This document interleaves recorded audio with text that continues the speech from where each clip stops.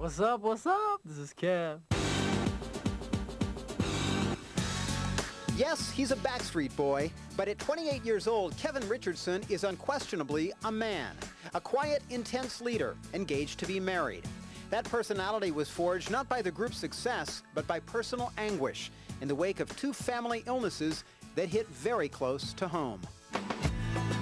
Rolling terrain and open country sky are a far cry from international concert stages or the fashion runways of Milan.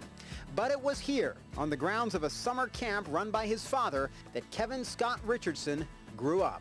I lived in a log cabin at the top of a mountain on 800 acres in the middle of the Daniel Boone National Forest in the Appalachian Mountains of Kentucky. Gerald and Ann Richardson would raise three brothers. Kevin, the youngest, played Little League and excelled at football. At camp, Kevin helped out with the chores. I used to mow the grass, dig ditches, help my father put in plumbing. And at home, his father's record collection opened up a world beyond the hills of Kentucky. When I was a little kid, when I was like 5 and 6 years old, I listened to my mom and dad's Ike and Tina Turner records and the Saturday Night Fever soundtrack.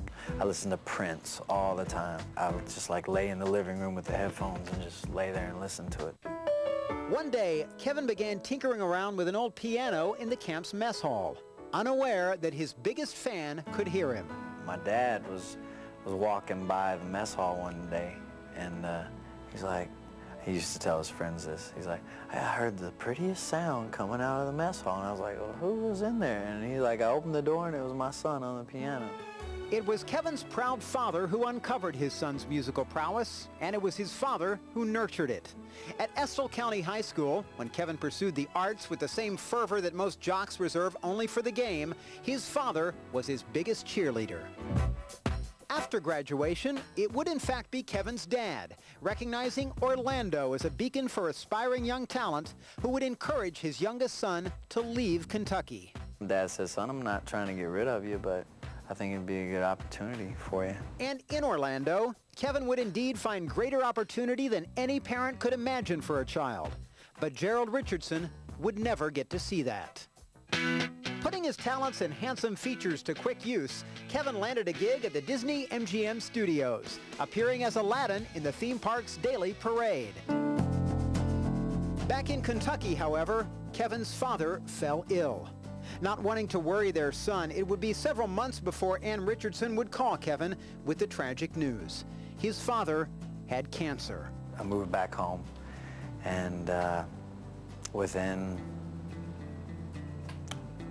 about a month or two, he passed away. Are you with me now? When my father passed away, I wanted everybody to stop what they were doing and recognize it and realize it and kind of stop.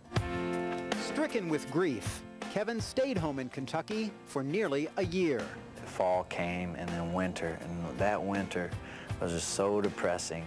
And it was just like, I felt like something was calling me back down in Florida. I felt like my mom was cool, my brothers were cool. We were all mentally cool with my father's death and dealing with it okay, and I felt like I could leave again. And so, Kevin returned to Florida, now determined to honor his father's memory by achieving the success that Gerald Richardson had always believed was possible for his son.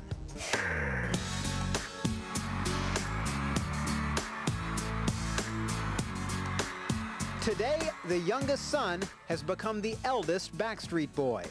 Inspired by the confidence his father gave him and matured by the pain his passing brought, Kevin has become the group's leader.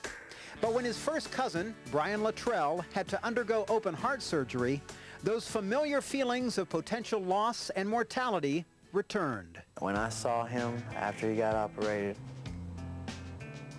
on walking down the hallway with a friggin' IV hooked up to him, it opened my eyes.